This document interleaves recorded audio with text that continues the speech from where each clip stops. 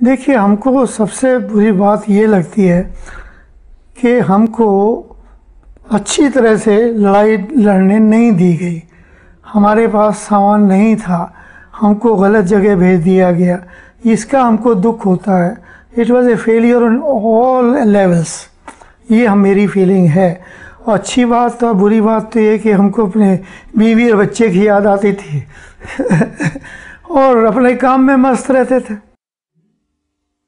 तो जब ये 43 दिन करीब ये लड़ाई चली थी, आपने बोला कि आपके बीवी बच्चे याद आते थे, घर याद आते थे, इसने किस तरह से आपकी ज़िंदगी को बदला इस वॉर ने? देखिए, मेरी ज़िंदगी को इस वॉर ने ये सिखाया कि काम जो है वो ज़्यादा ज़रूरी है, फैमिली जो है वो बैक बर्नर पे रहती है।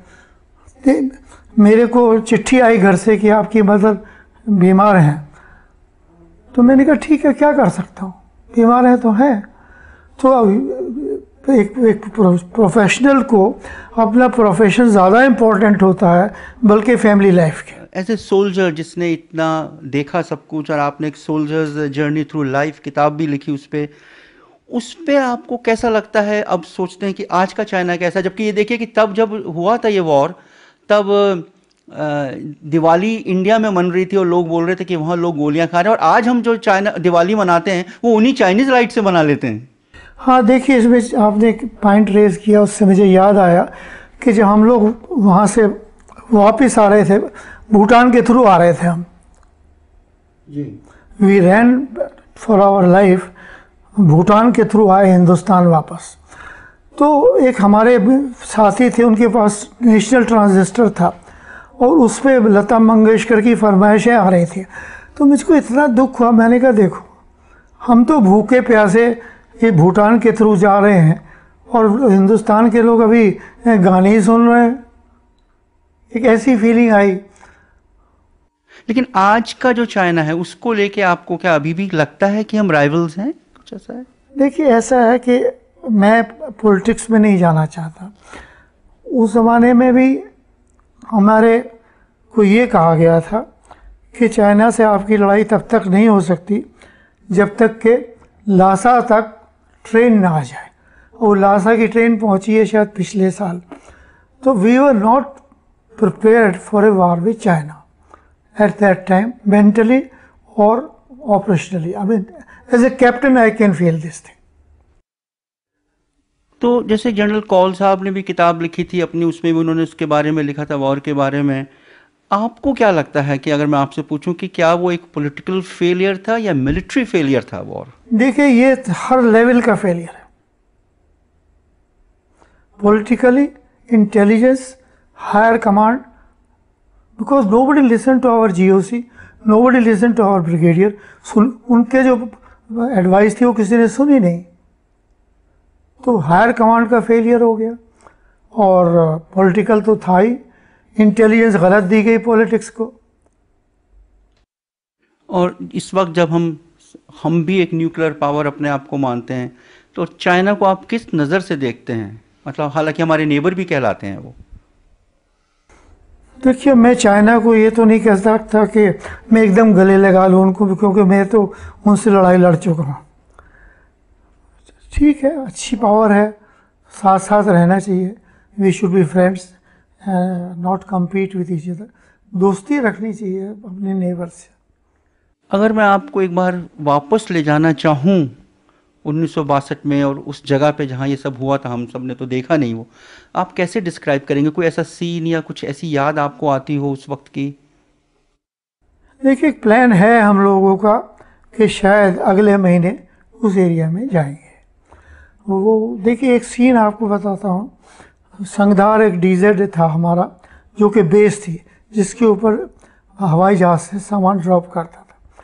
तो दशहरे का दिन था जब मैं 16,000 फीट की पास को चढ़ के पैदल वहाँ एंटर होता हूँ नेक्स्ट डे। तो एक अजीब ही सीन है, क्योंकि डस्ट नहीं है, तो शेडोज़ बड़े स्ट्रॉन्ग हैं, तो you get a very strange feeling as if you are in different world all together. आप उस वक्त सिग्नल कोर में थे, जो एक बड़ी अहम भूमिका होती है जिसकी इधर से उधर कम्युनिकेट करना, और वो ज़माना जब टेक्नोलॉजी में इतना आगे नहीं, आज हम बड़ी बड़ी चीज़ें लेके घूमते रहते हैं। आपको आपका अभी शौक़ है ख़ुद कैमरा और टेलीविज़न वगैरह में, आपको क्या लगता है कि आज की टेक्नोलॉजी अगर होती तो शायद आपकी ज़िंदगी और अच्छी होती उस वक्त? देखिए, ये तो अफसर के ऊपर डिपेंड करता है, उसके जवानों के ऊपर। हमने उसी टेक्नोलॉजी से 200 किलोमीटर तक कम्युनिकेशन दिया, जिसके 25 किलोमीटर का हमारा इक्विपमेंट था। लक की बात है, हाइट पे थे, कुछ भी है, पर हमारी प्रॉब्लम ये थी, जो पोर्टर थे वो बैटरी में से एसिड गिरा देते थे। अब बैटरी की अगर एसिड गिर गई सेकेंडरी बैटरी की, तो सेट कैसे चलेगा बताइए? वो हल्का करने के लिए गिराते थे जी, हल्का करने के लिए हल्का करते थे। आप एक ऐसे अफसर के साथ आप अटैच थे जिनका बड़ा नाम है, जिन्होंने खुद बड़ी किताब लिखी और बहुत अच्छे सोल्जर थे, ब्रिगेडियर जॉन डाल्बी। उनकी कुछ याद अगर मैं आपसे कहूँ देखिए, तो? ब्रिगेडियर जॉन डाल्बी बहुत बहुत बढ़िया आदमी थे, और अपने यंग अफसर्स को ट्रेन भी करते थे, सवाल जवाब पूछते थे, डरा के नहीं रखते थे, फ्रेंडली रखते थे। तो ये आपकी इस तरह की याद हाँ, एक दिन मैं जा रहा था उनके टेंट के सामने से, तो बाहर खड़े थे, तो मैंने सलूट किया। कहने लगे, भाई लक्ष्य, हाँ ये कॉल मी लक्ष्य, अभी तो मुझे ही पता नहीं क्या करना है, जब पता हो जाएगा तब बताऊंगा।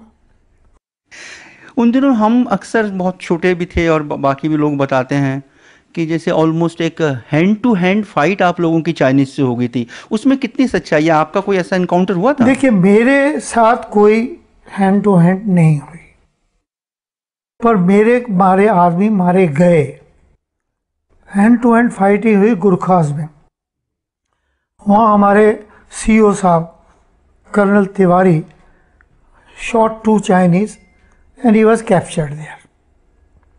हमारे number 2 major Ram Singh helicopter से ऊपर आए, तो जैसे ही हेलीकॉप्टर से उतरे, चाइनीज़ ने उनको गोली मार दी, और उसके पायलट सैगल को भी गोली मार दी। पर मेरी कोई हैंड टू हैंड फाइटिंग नहीं हुई। पर यह ज़रूर था कि गुरखास के एक मेजर साहब आए कि साहब पीछे पीछे आ रहे हैं, और चाइनीज़ हमारे 20 कदम पीछे हैं। जब हमको ये ऑर्डर हुआ कि इस हेडक्वार्टर को खाली कर दो। एक सीन आपको बताता हूँ। जब हम चले हैं तो पेड़ के साथ एक बकरा बंधा हुआ था, और वो मैं कर रहा था। अब ये बकरा गुवाहाटी से उड़ा हवाई जहाज़ में, पैराशूट से नीचे गिराया गया। जवान उसको कंधे पे लेके नीचे आए कि इसका मीट बना के खाएंगे, और वो बेचारा हम पीछे छोड़ के आ गए, मैं करता हुआ। वो सीन कभी नहीं भूलूंगा। एक और सीन बताता हूँ। हमारा जो मेस वेटर था, उसको शेल लग गया था, तो उसको केव में राइफल और एक बोतल रम के साथ छोड़ के जब आए हैं, वो सीन मुझे अभी भी आ रहा था, क्योंकि बड़ा भारी तगड़ा लड़का था। कंधे पे कितनी देर उसको दूर तक चलाते, तो उसको छोड़ दिया गया, नहीं ले जा सके। देखिए, 15-16 हज़ार की फीट पे बहुत मुश्किल होता है, और बर्फ़ पड़ रही थी, तो वो सीन याद नहीं आता। I hope he was captured by the Chinese, treated whatever it is. आपने जो 2 किताबें लिखी, उनकी इंस्पिरेशन जंग तो थी, कोई और ख़ास ऐसी बात थी जिसकी? देखिए, मैंने जो पहली किताब तो जो वहाँ हमारा टेक्निकल वर्क हुआ उसके ऊपर लिखी, क्योंकि हमारे काम को अप्रिशिएट नहीं किया गया।